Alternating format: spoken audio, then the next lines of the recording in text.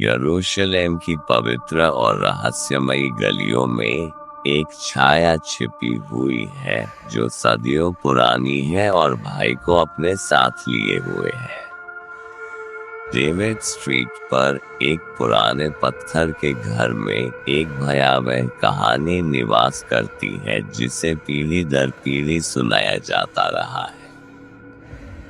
कहा जाता है कि यह घर एक बार एक धनी व्यापारी का था जिसका नाम अब्राहम था। अब्राहम अपनी पत्नी सारा और उनकी एकमात्र बेटी लिया से बहुत प्यार करता था। हालांकि त्रासदी ने उन पर प्रहार किया जब सारा की अचानक मृत्यु हो गई, जिससे अब्राहम और लिया का दिल टूट गया। दुख से व्याकुल अब्राहम ने एक मृत शरीर बनाने वाले को काम पर रखा ताकि वह अपनी प्रिय पत्नी के अवशेषों को संरक्षित कर सके। मृत शरीर बनाने वाले ने सारा के शरीर को सावधानी से संरक्षित किया और जब वह काम पूरा कर चुका तो वह इतना यथार्थवादी लग रहा था कि वह सो रही लग रही थी। अब्राहम सारा के अवशेषों को अपने बेडरूम में ले गया और उसे अपने बिस्तर पर बिठाया।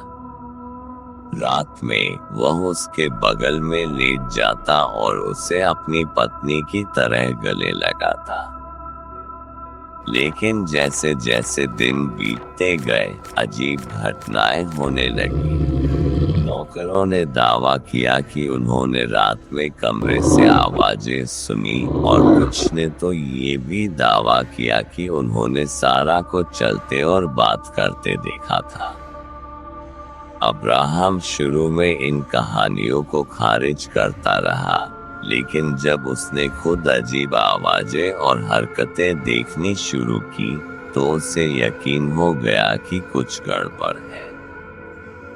एक रात आधी रात के आसपास अब्राहम अपनी पत्नी के बगल में बिस्तर पर लेटा हुआ था जब उसने अचानक महसूस किया कि कुछ गड़बड़ है।